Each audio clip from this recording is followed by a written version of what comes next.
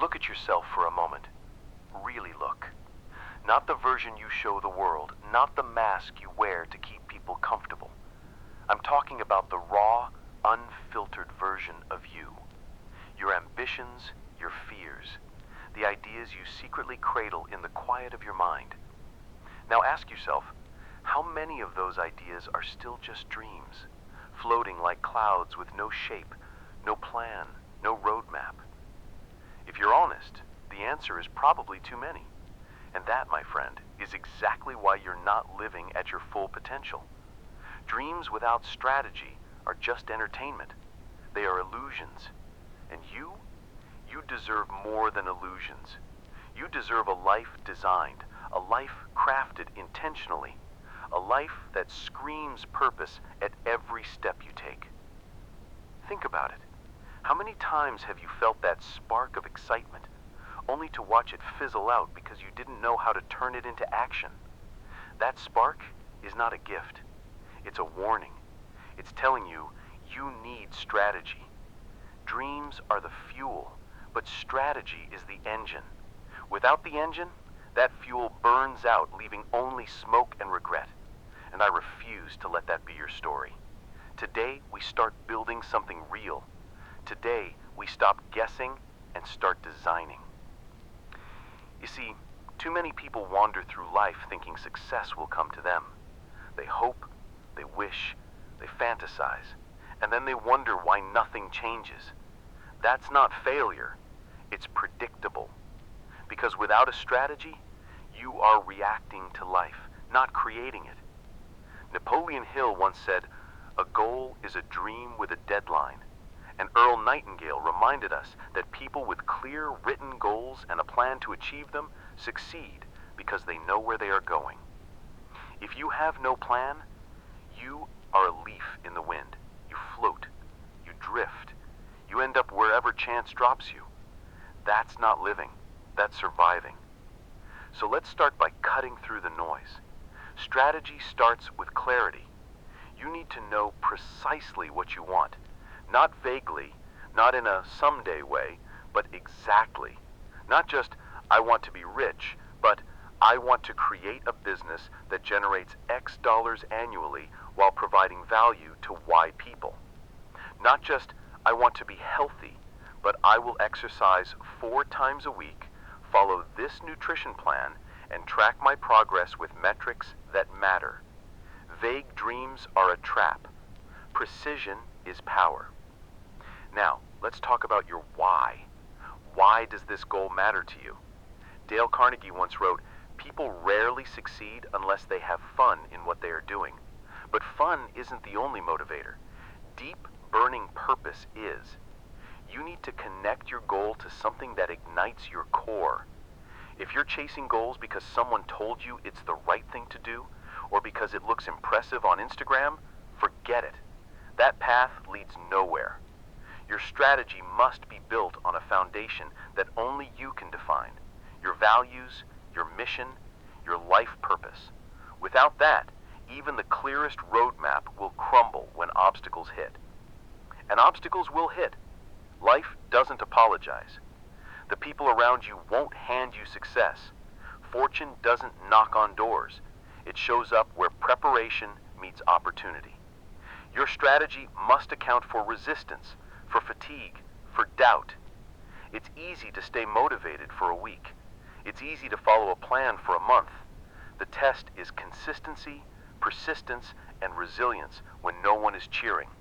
When the excitement fades, when your energy dips, that's when your strategy either carries you forward or abandons you. Here's where most people fail. They think they can wing it. They think life will hand them the right moment, the perfect situation, the ideal inspiration. Wrong. Life is random, chaotic, and mercilessly fair. Your strategy is your anchor. It's what keeps you grounded when the storms hit. And it's not just about knowing your goal. It's about designing the steps, the actions, the daily rituals that will take you there, one measurable move at a time. Let's get practical. A strategy has several layers: vision, goal, plan, Action, review. Vision is your why. Goal is your what. Plan is your how. Action is the daily grind, the execution. Review is the feedback loop. What's working, what's failing, what must change. Skip any of these layers and you sabotage yourself. Too many people have vision but no plan, action but no review, dreams but no execution. That's not strategy, that's wishful thinking. I want you to take a moment and visualize the life you truly want. Not the life you tell people you want, but the life that makes your heart race with possibility. Picture it in full color. Your work, your relationships, your health, your financial situation, your daily habits. Now ask yourself, if I don't create a strategy for this, will it ever happen? Probably not, because chance won't plan your life for you. You must. Next, recognize the internal game. Strategy isn't just external, it's internal. Your mind can be your greatest ally or your worst saboteur. Every day you have conversations inside your head, and those conversations determine whether you act or hesitate. I can't do this. It's too risky. I'll start tomorrow. Sound familiar? That inner dialogue is poison unchecked. You must train your thoughts like a warrior trains for battle. Napoleon Hill emphasized the power of autosuggestion. What you feed your subconscious mind shapes your reality. Speak to yourself with precision, confidence, and purpose. Remind yourself daily, I have a strategy, I have a plan, and I will execute. Over time, your subconscious will align with your conscious strategy. Then there's the habit factor. Even the best strategy fails if it's not embedded in your daily routines. Habits are the bridge between intention and action. Want to exercise discipline? Build rituals. Want to master productivity? Create unbreakable routines. Every small action compounds. Earl Nightingale said, "Success is the progressive realization of a worthy goal." It's not magic, it's daily choices repeated consistently. Strategy is useless without discipline. Discipline is useless without action. Action is useless without clarity. You see how it all connects. Now, take a deep breath and confront the uncomfortable truth. Most people are aimless not because they lack ability, but because they lack structure. Talent is everywhere. Motivation is fleeting. Strategy is rare. Most people drift through life thinking the next big opportunity will rescue them. But opportunity favors the prepared mind, not the distracted one. And strategy is the preparation that turns opportunity into results. So here's your challenge. Stop living in the abstract. Stop floating in vague dreams. Pick one area of your life, career, health, relationships, personal growth, and map it out. What's your vision? What's your measurable goal? What are the exact steps you will take daily, weekly, monthly? How will you track progress? How will you adjust when obstacles appear? That is strategy. That is action. That is power. And let's not forget the speed factor. Action without delay is a multiplier. Too many people waste weeks, months, even years planning endlessly without moving. Dale Carnegie said, "Inaction breeds doubt and fear. Action breeds confidence and courage." You need both, strategy and action. One without the other is incomplete. Together, they are unstoppable. And finally, remember that life isn't just about doing, it's about being. Your strategy should elevate not only your circumstances, but also your character. Strengthen your mind, your resilience, your judgment. Build relationships that matter. Cultivate habits that endure. Align your actions with your deepest values. Strategy without integrity is empty. Strategy without personal growth is hollow. So, what will it be? Will you continue dreaming vaguely, hoping life will hand you your desires, or will you rise, define your vision with precision, construct your strategy, and execute with relentless focus? This is your moment, not tomorrow, not next week, not when you feel Design your life. Command your destiny. And know this, the world will respect the person who has a plan more than the person who only has dreams. Your challenge is set. Your path begins here. Strategy is the bridge. Action is the vehicle. And your life, the life you've always imagined, is waiting on the other side. You made it past the first cut. Good. Now we move from the spark to the scaffold. If part one was about seeing the life you want, this part is about building the systems that make that life inevitable. Strategy without structure dies in the face of real life. Emails, kids, bills, fatigue, unexpected setbacks. Structure eats chaos for breakfast. Structure turns intention into habit, and habit turns hard work into a lifestyle. So, let's get practical, ruthless, and honest. First rule: break everything down until it feels small. A grand goal like build a successful business or transform my health is useless until you fracture it into pieces you can pick up and do. What are the smallest meaningful actions that, if repeated, would move the needle? Not start a business, but research 10 competitors this week. Write 1 page of the plan every morning. Talk to 3 potential customers. Not get fit, but walk 10,000 steps 5 days a week. Do a 30-minute strength session 3 times. The strategy that wins is the one you can do even when you don't feel like doing anything. Compartmentalize your goals into daily behaviors that take less than an hour. Those are the units of victory. Second rule: measure what matters. If you cannot measure it, you cannot manage it. Pick a handful of metrics that are direct proxies for success. Revenue generated, hours focused on deep work, number of meaningful conversations, calories eaten from whole foods, minutes of deliberate practice. Track them. Review weekly. Adjust monthly. The act of measurement forces reality into your hands. It exposes vanity behaviors disguised as progress. Napoleon Hill argued for a definiteness of purpose and a measurable plan. He knew that the vague pursuit of more gets more of nothing. Numbers demand truth. Third rule: design rituals that lock your will. Willpower is finite. Don't rely on it. Create rituals that automate good decisions. A ritual is a non-negotiable sequence of actions tied to a cue. Wake up, hydrate, move, write for 20 minutes. Make the cue obvious and the ritual simple. The less negotiation required, the fewer opportunities your mind has to sabotage you. When you automate the first few steps of your strategy, momentum follows.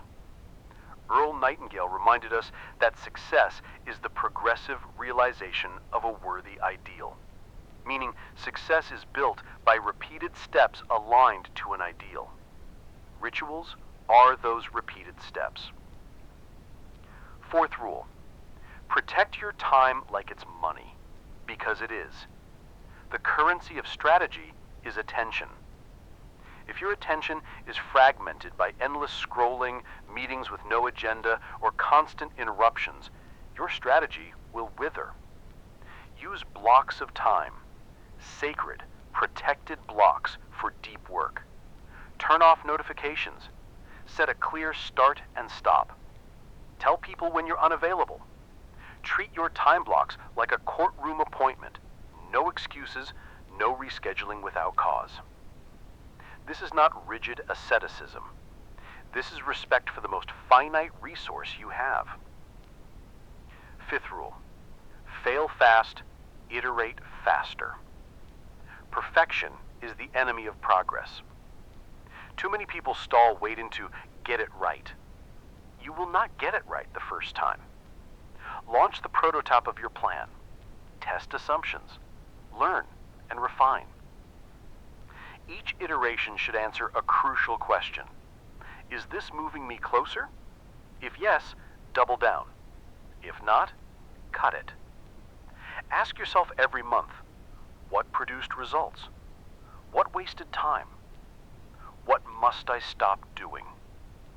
The strategic advantage belongs to the person who adapts quickly, not the one who clings to a perfect yet outdated plan. Sixth rule, build leverage.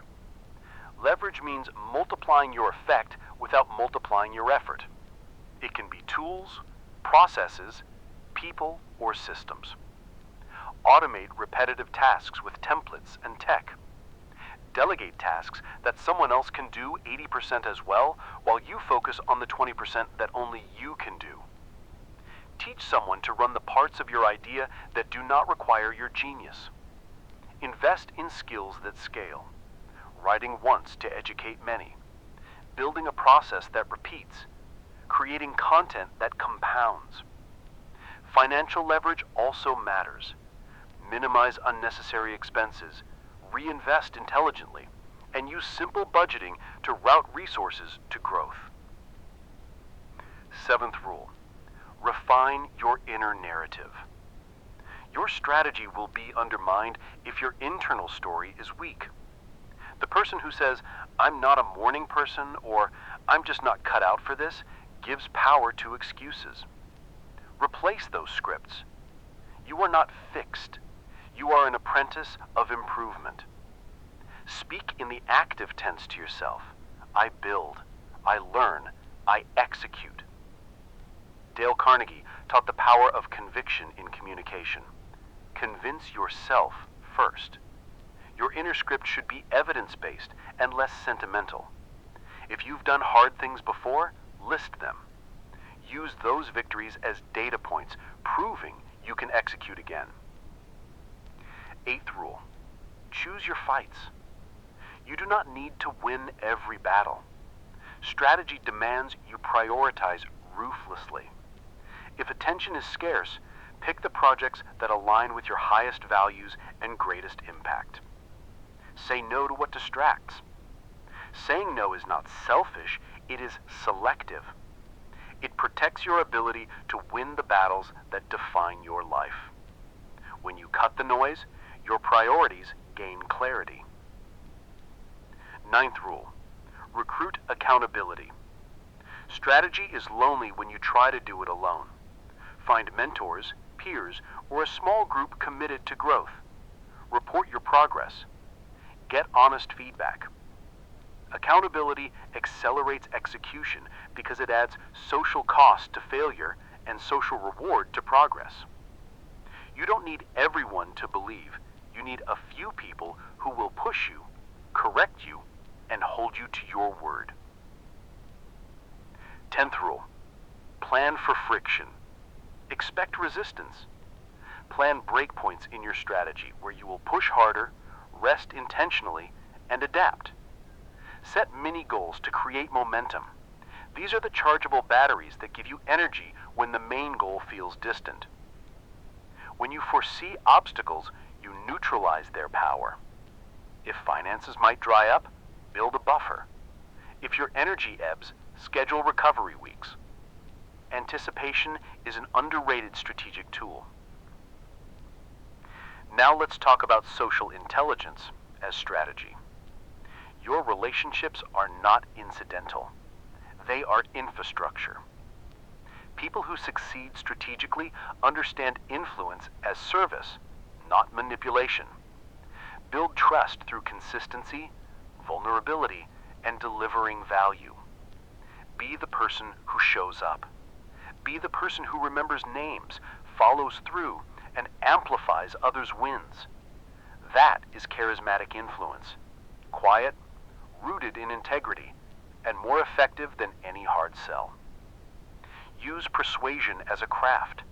Listen first. Understand motivations and align your asks with the other person's interests. You will get further when people feel respected and seen. Financial strategy deserves a paragraph of its own because money is a language of results. Think in terms of systems that generate income, products, services, investments, rather than trade for time. Move from hours for dollars to models that scale. Save intelligently. Invest in what you understand. Leverage simple accounting to see where money flows and where it stalls. Treat money as information. It tells you what works. Reinforce what produces results and prune what drains resources. Do not neglect rest as part of strategy. The culture of relentless hustle confuses motion with progress. You can grind aimlessly for years without structural gains. Rest is not laziness, it's fuel. Recovery requires high-quality output. Plan deliberate breaks, sleep well, and protect your mental bandwidth. High output requires preparation, not perpetual exhaustion. Finally, understand the power of cumulative advantage. The small choices you make every day compound into exponential outcomes over years. Reading 15 pages a day accumulates into dozens of books per year. You've built a scaffold. You've set the routines. Now it's time to scale. Not just your output, but your capacity to sustain momentum over years, decades, a lifetime. Scaling is not about frantic growth or vanity metrics. It's about creating an expanding system that keeps compounding while you sleep, while you live, while you evolve. If part 2 taught you how to make progress inevitable, this part teaches you how to protect that progress, multiply it, and make it mean something deeper than trophies or applause. First, accept that identity precedes achievement. If you want to scale your life, you must become the kind of person who produces at a higher level. That doesn't happen by accident. It happens because you adopt standards and rituals that are non-negotiable. You don't merely do things for outcomes. You become someone who chooses those things daily. When your identity shifts from I try to I am the sort of person who shows up, everything else follows. This is how habits graduate into character. This is how small wins stop being random and start being inevitable. Next, build systems that outlive your moods. People burn out chasing goals because their systems depend on high motivation. Replace that fragile architecture with institutionalized processes. Write playbooks for recurring tasks. Create checklists, templates, and SRPs. Train someone to handle parts of your life and work that don't require your highest contribution. Teach the system to run when you are unavailable. Systems convert your attention into ongoing results.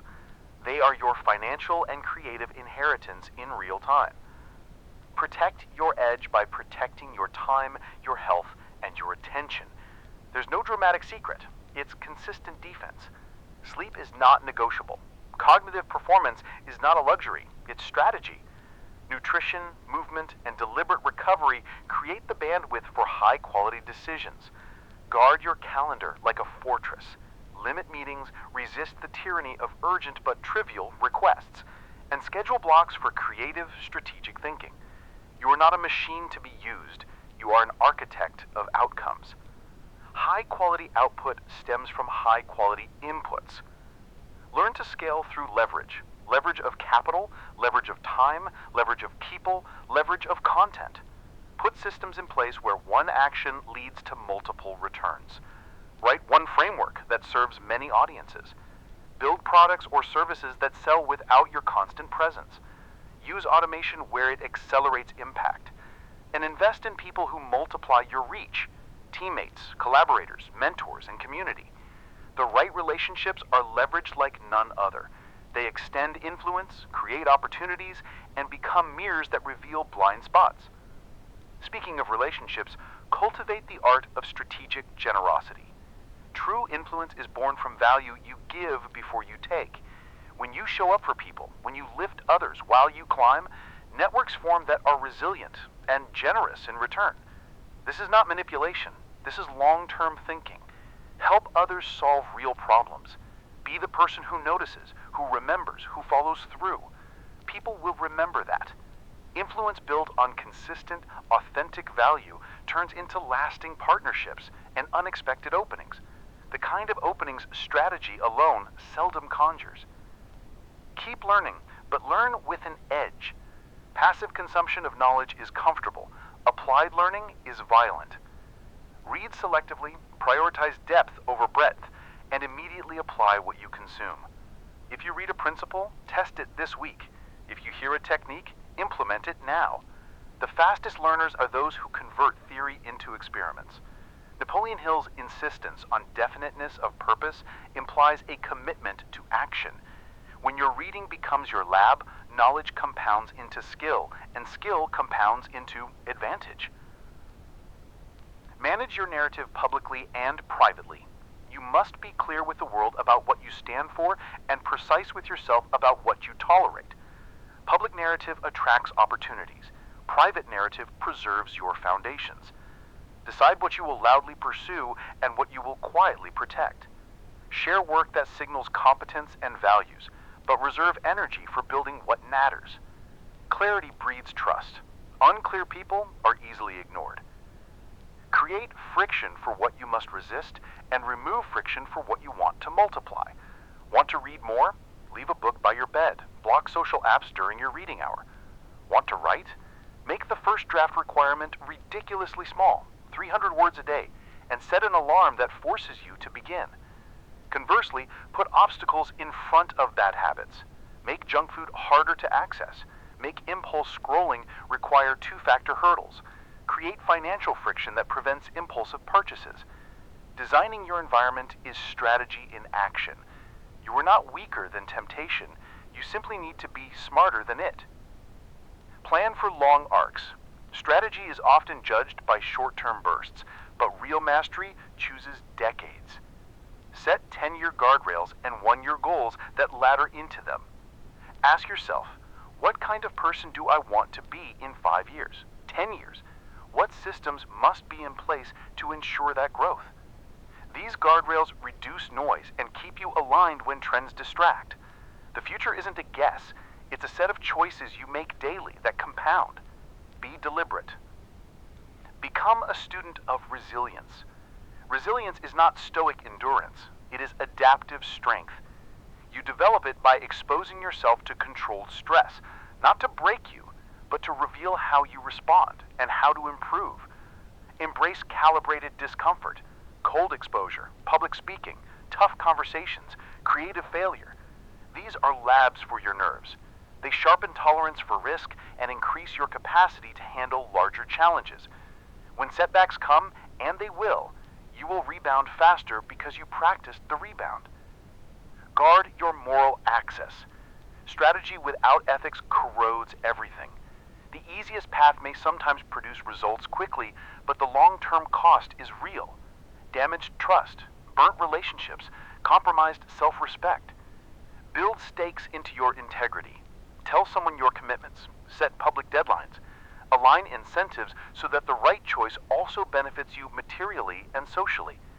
Remember, legacy is paid in small decisions.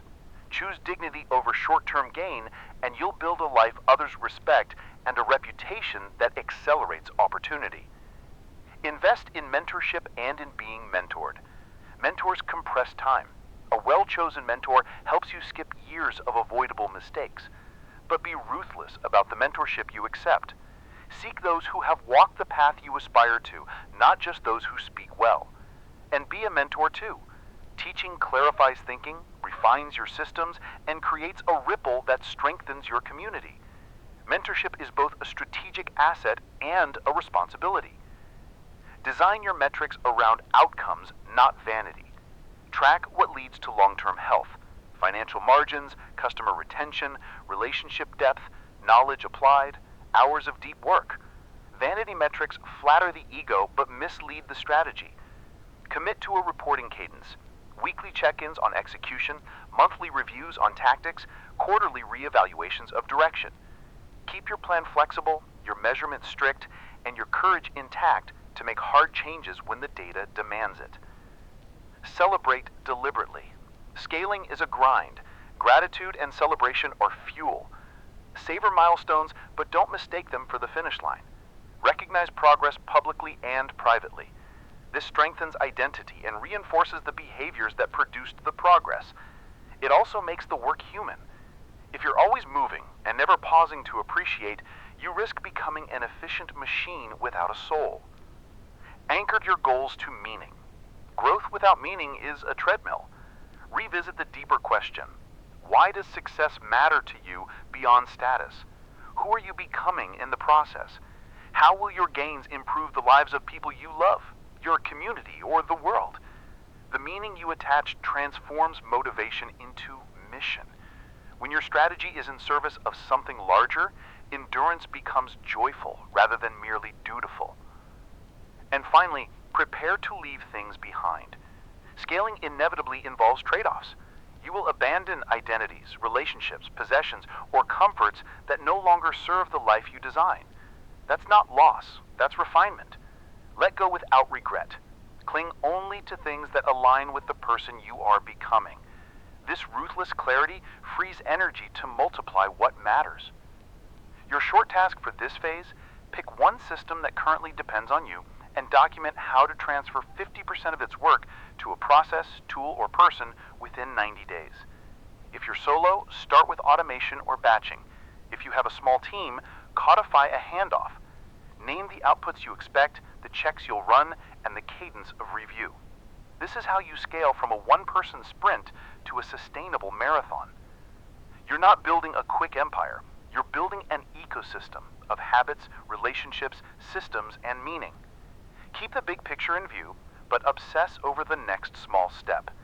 When you align identity with action, systems with values, and growth with generosity, you don't just achieve goals, you create a life that's worth the effort. Keep going. Keep refining. Keep scaling. The strategy you build today will be the structure that holds your future.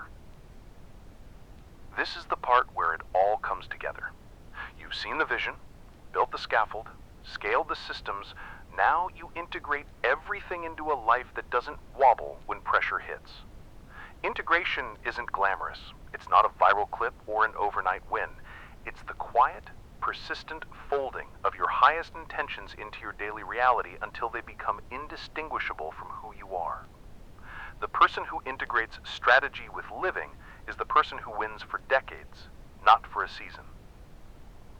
Start by aligning 3 domains: your work, your relationships, and your inner life. Each one feeds the others.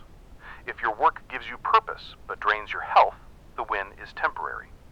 If your relationships are nurturing but your work is chaotic, your peace will erode.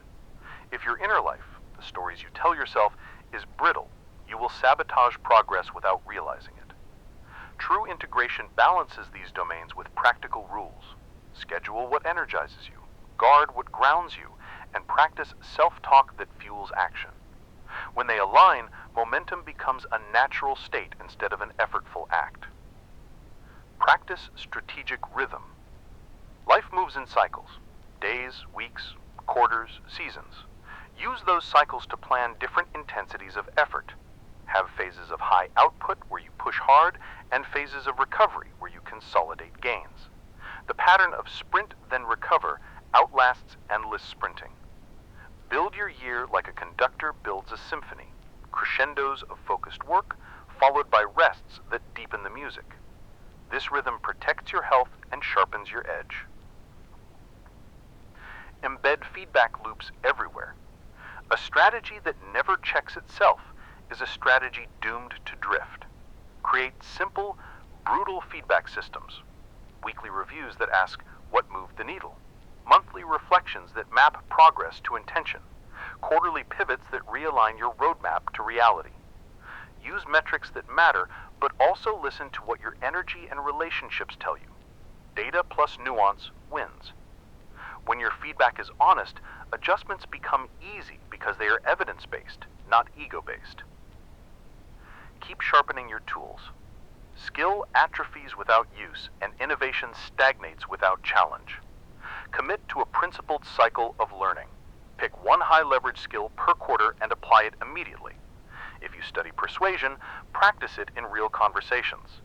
If you study systems design, automate a real process. If you study financial literacy, build a simple model for your cash flow this month. Applied learning accelerates faster than passive consumption. Remember, knowledge without execution is entertainment. Execution without learning is drift. Design your environment to reflect the person you are becoming. Your environment is honest. It reveals your priorities before you do.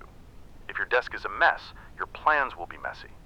If your calendar is a battlefield of conflicting appointments, your focus will be fractured. Simplify. Remove what drains. Add what supports. Use physical cues, a visible notebook for daily priorities, a clean space for deep work, a sleep routine that signals rest. Architecture matters. Subtle changes in your environment reduce decision load and increase the probability you will act in line with strategy. Practice ruthless generosity. This might sound paradoxical in a section about strategy, but generosity is strategic in the long view. When you deliver real value to others, you create networks of reciprocity that open doors without desperate asking. Help people solve their problems. Share insights that actually work. Be reliable. The currency of generosity is trust, and trust pays dividends in opportunities, collaborations, and goodwill, things no solo plan can manufacture at scale. Cultivate the skill of strategic pause. Not every impulse requires action. A pause lets you evaluate alignment. Ask, does this move me toward my 10-year guardrail or away from it? If it's away, say no. If it's toward, commit now. The ability to pause and choose is a superpower in a world built to distract. Pausing protects your margin and preserves your momentum for what matters. Make integrity a daily practice. It's the quiet decision to match words and deeds. The person who keeps small promises becomes the person trusted with large ones. Say what you will do and do it. When you miss, own it quickly and correct. Integrity compounds into reputation, and reputation compounds into opportunities that strategy alone cannot buy. Plan for the human things. Celebrate wins in ways that matter to you and the people who share your journey. Schedule time with people who keep you honest and grounded. Create rituals for repair when relationships fray. Build buffers so emergencies don't derail the plan. Strategy without humanity is brittle. Strategy that honors your life is durable. Use constraints as creative engines. Constraints force clarity. If you had only 30 minutes a day, what would you do to move your goal forward? If you had only $500 to invest in growth, how would you allocate it? Constraints sharpen priorities and accelerate decision-making. Embrace limits as design tools rather than obstacles. Keep the outer horizon in view. Revisit your 10-year vision regularly and ask if your current path still leads there. If it does, keep going. If it doesn't, rechart. People change, and goals should mature with you. A wise strategy isn't a straitjacket. It's a framework that accommodates growth. Allow your purpose to evolve, but anchor it in the core values that matter most: truth, courage, contribution. Don't mistake busyness for progress. The busiest people are not always the most effective. Cross tasks off your list that do not create leverage. Protect your deep work time. Make decisions that maximize your output per hour. The aim is not more activity, it's more directed activity that produces lasting value.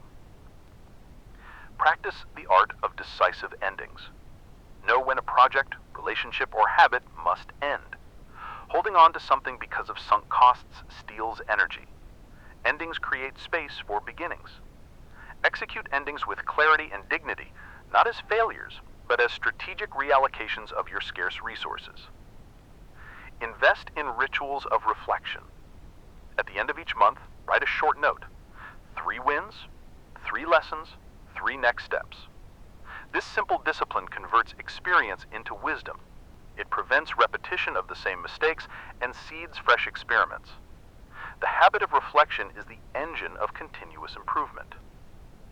Hold yourself to higher standards of stewardship. You are not only building a life for yourself, but also shaping the conditions for others around you: family, team, community. Stewardship means you plan with the next generation in mind. Teach what you learn. Share frameworks. Create systems that persist beyond your direct involvement.